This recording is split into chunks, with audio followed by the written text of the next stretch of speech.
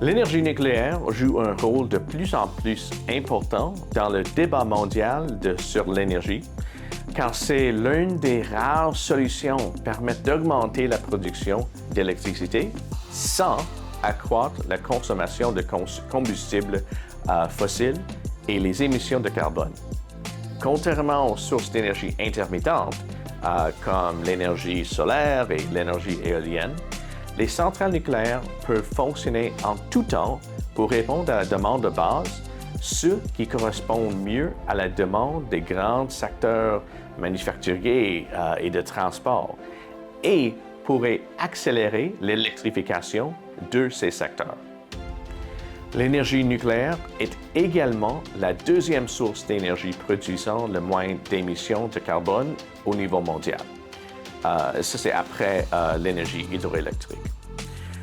Dans un rapport publié par l'Agence internationale de l'énergie atomique, la production d'énergie nucléaire projette des quantités de CO2 par kilowattheure comparables à celles de l'énergie éolienne, mais bien inférieures à celles de l'énergie solaire.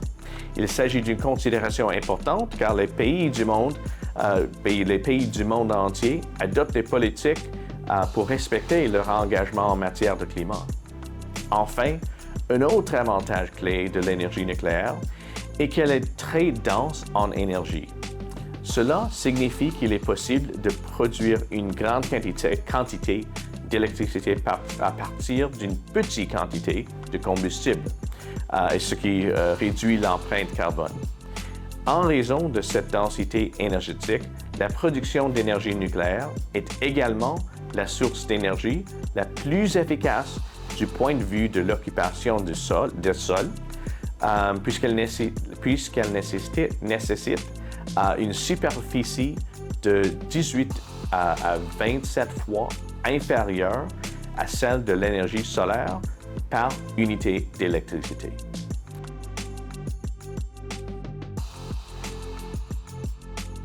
Il s'agit en fait d'une idée fausse très répandue. Le volume des déchets nucléaires est relativement faible. Pour mettre les choses en perspective, si l'on aligne tous les conteneurs renfermant des déchets nucléaires produits depuis 1950, il tiendra sur un seul terrain de football pour une hauteur de moins de 10 mètres.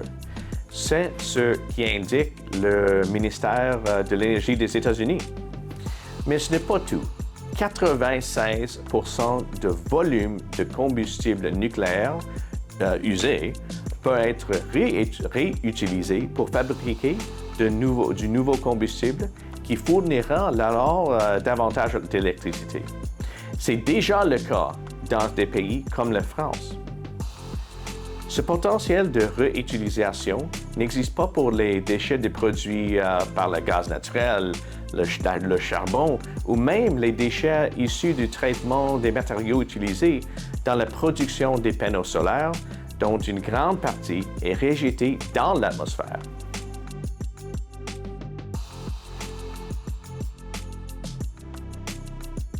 Environ 32 pays utilisent actuellement l'énergie nucléaire pour produire l'électricité. J'ai 3 données à vous communiquer. Premièrement, tout d'abord, la France est en fait en tête en ce qui concerne la proportion d'électricité produite par l'énergie nucléaire sur le réseau. Cependant, du point de vue de volume, les États-Unis sont le plus grand producteur avec 94 réacteurs. De plus, la secrétaire d'État de l'énergie, Jennifer Granholm, a récemment demandé aux États-Unis d'ajouter 200 gigawatts d'électricité nucléaire pour atteindre leur objectif de zéro émission nette d'ici 2050. Notons que le réacteur AP1000, récemment construit en Géorgie, fournissant une puissance d'environ 1 gigawatt, ce qui signifie que la demande est d'environ 180 à 200 nouveaux réacteurs. Enfin, la Chine a accéléré la construction de nouveaux réacteurs, 17 réacteurs étant en cours de fabrication et 70 autres prévus d'ici 2035. cela ajouté aux 55 réacteurs existants. L'adoption de l'énergie nucléaire par la Chine et par l'Ouest est également motivée par les impératifs géopolitiques.